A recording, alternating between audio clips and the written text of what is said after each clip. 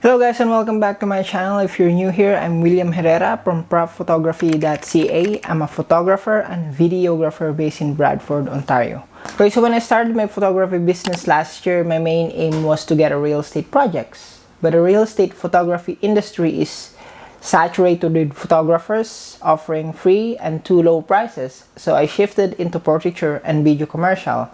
So far, that's the best decision I made for my business. Yeah, so if you want to check out my previous work, you can visit my website at www.photography.ca.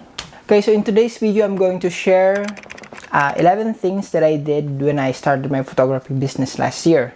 Okay, so the number one that you have to buy is a DSLR camera. So everyone starts at APS-C type camera or APS-C sensor, which is a smaller sensor. Instead of getting into full frame camera. So full frame is really for professional use, for portraiture and stuff, because it has a bigger sensor, while the APS-C sensor has a smaller sensor, which is way cheaper than full frame camera. So I started with T5 and then upgraded into T6 and then upgraded lately into T6S, which is the main camera that I used back then on my photography photo session. So this is the T6S that I used back then. It's a crop sensor. It's an APS-C sensor. So it has that 1.6 times crop. So this one has a flip screen or articulating screen, what they call. You can do creative shots with this. It has the screen at the top, which you can see the ISO on your exposure value. The memory card is on the side, unlike the other T6 that you have to open up your battery compartment before you can insert or before you can access your memory card. This one is on the side, so it's easier for you to change your memory card on the go. So this one has a mic input and then HDMI and AV out, digital output.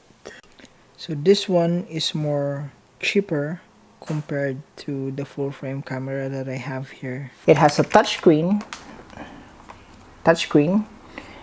So far it's a semi-professional one. You can start with this.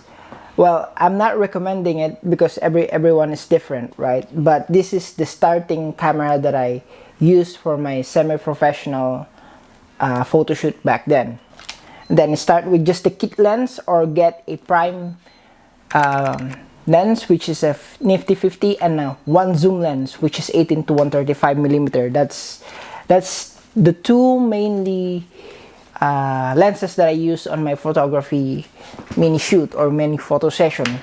So with my APS-C sensor camera, I use this 50 millimeter lens. It's a prime lens, as you can see. It doesn't have any capability of zooming. It's just fixed, so it's really sharp. And I have this 18 to 135 millimeter zoom lens, which it has a image stabilization right here, which makes your image sharper even if you move just a little tiny bit. So sometimes there's a confusion regarding the lens. So as you can see here, I have EF lens on my 50mm, and then I have EFS lens, which is a zoom lens. So the EFS and EF is two different type of lens. The EF lens is used for full frame cameras, but you can also use it on an APS-C sensor or a crop sensor. It's same thing as the EF lens. EFS lenses is made for crop sensor, so they're not really for full frame cameras, but you can still use it in AF or in full frame, but it's not gonna be ideal to use this. So remember, the EF lens is for full frame. The EFS is for crop sensor or small sensor. So that's why S, EFS lens.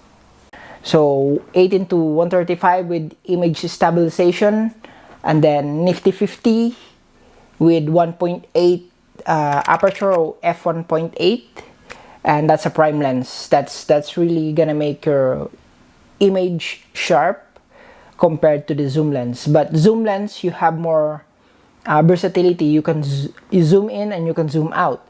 So basically right now when I do photo shoot, I have two cameras. I have one for prime lenses, and then I have one for zoom lenses. So in that way, I have the versatility to go in and go out, and then get a sharper image with my prime lens. Okay, so number 2, get a course on photography and videography. You'll need this to learn more about camera settings, your compositions, and you'll get ahead from every photographer in your area. Remember that knowledge is power. Okay, so number 3 that I did is practice, practice, practice. You have to get out, do some street photography or anything. Just put out your camera, take a shot of everyone in your family, indoor or outdoor. In that way, you practice what you learn. That's very important. Okay, so number 4, get a Photoshop and Lightroom subscription. This is essential to get better retouching of your photos. So this is the Lightroom. Whenever I shoot, the file format is gonna be raw. So in that way, I have the ability to change the exposure value.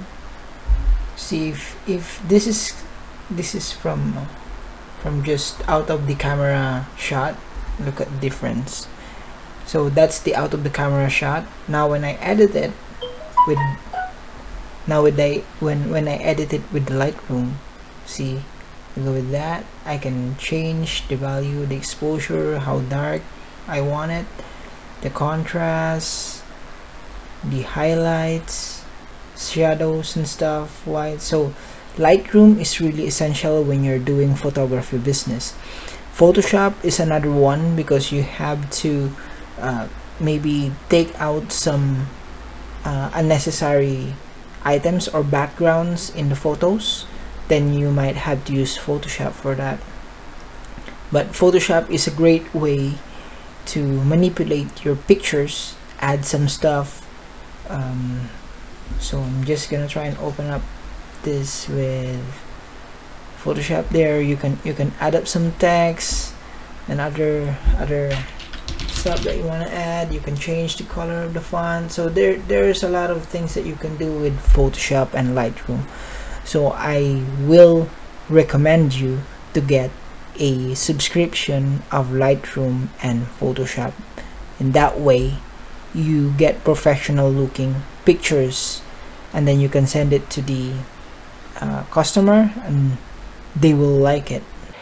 Photoshop and Lightroom are the leading software on photo editing, so you'll need the subscription for this software. And then for video editing, you'll have to start with the Vinci Resolve. The Vinci Resolve is free. It has all things, all the settings, or all the capability that you need to edit videos, like cutting, putting some text, color grading and stuff. It is free. So if you're starting to videography, you have to start with the Vinci Resolve. That's my advice. Okay, so number 6 is to start posting on social media network. Join a group in your town. Make sure to follow their guidelines on posting business advertisement so you don't get muted. And then open up Instagram and start posting there too. So that's a great way of getting exposure, is to post. Try to post every day, but it's kind of hard if you don't have any social media advertising manager. But try to keep up, try to post. In that way, it'll help you to get exposure. And then number 7 is make your website. Social media is not your portfolio. You need a professional, attractive website and put all your best pictures and videos on your webpage. If you use social media as your portfolio, it's not really for professional looking, so you'll need to do that. So if you need a website, you can use maybe the easiest software, I don't know, Squarespace, but I'm not sponsored by Squarespace. If you need like a personal website or personalized website, you can message me up. I'm a web designer too, so we can work things out. I can design the website that I've shown you here on this video. I made that by myself. So if you want something like that, then you can just message me up. We can talk, and then we'll see what we can do for your business. Okay, so number 8 is don't stop promoting. Promote. Try to keep posting. It goes back again to the social media posting or social media network. You have to post or promote. Maybe get a Facebook business manager or business.facebook.com. Register, make your page on Facebook, and then start advertising. Then maybe you'll spend around maybe $20 per week or $50 a month for promoting your page on your website or on your Facebook. So start promoting, get a paid ad, like maybe Google ads or Facebook ads or Instagram ads, just to get your picture out, or just to get your brand to be advertised or to be known by the other people on the social media. So number 9 that I did is I created a business card. So business card is another way of advertising your business. So for example, I did some street photography in downtown Toronto. So what I do is, if I see interesting like dogs and stuff or people and stuff, I ask them if I can take a picture of them, and if they agree, I can hand them my business card, and that way they can follow my Instagram page or my Facebook page. So you'll accumulate followers, but you still advertise your photography business with that business card. At least they know that you're offering those services, that you're doing photography or videography on that small business card. And then lastly, when I did a photo shoot in a event, some of the people asked me if I have a business card, so I gave it to them. This is really important. Make sure that you have business card in your car or in your wallet. I always forget to bring business cards. So imagine you miss those people that might want to get your business card, but you don't have business card. If you write it on a paper, it's unprofessional. So you have to bring your business card in your wallet, in your pocket, in your car. Make sure that you have business card.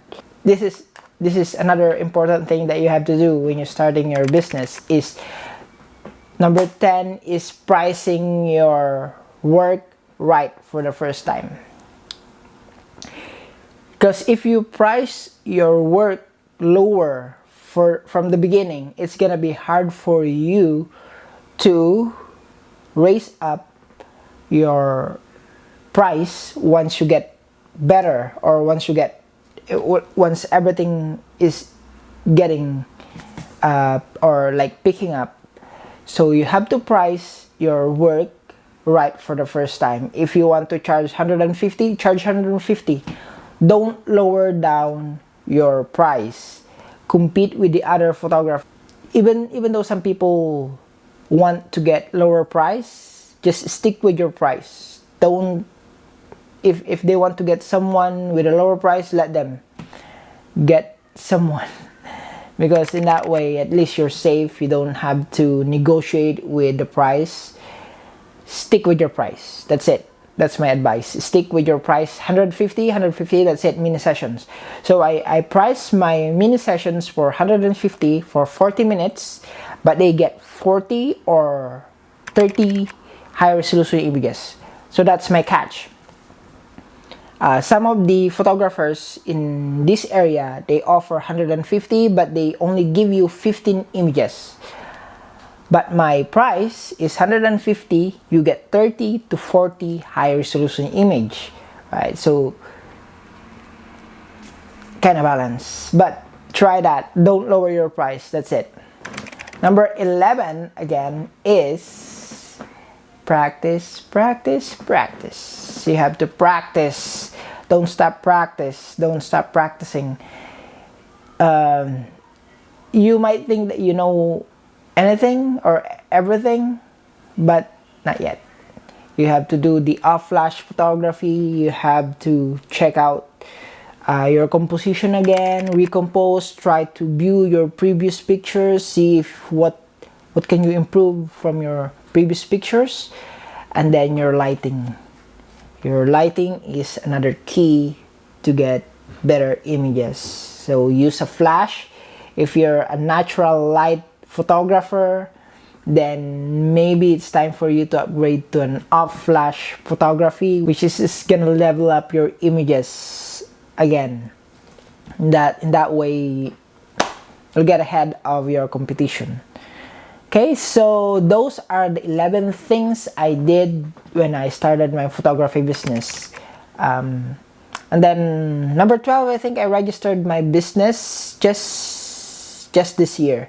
So I started my business last year, but I registered my business this year because it's picking up. I got some bigger projects like videos, so I need to charge them with tax like HT and GST. So you have to register your business in order for you to charge GST and HST, because the bigger company will ask you for GST and HST, which is at the end of their filing or tax filing. They can use your GST and HST that they paid from you to get a how do I say that, a refund from the government, because they use that on a business. So it's really important to register your business too.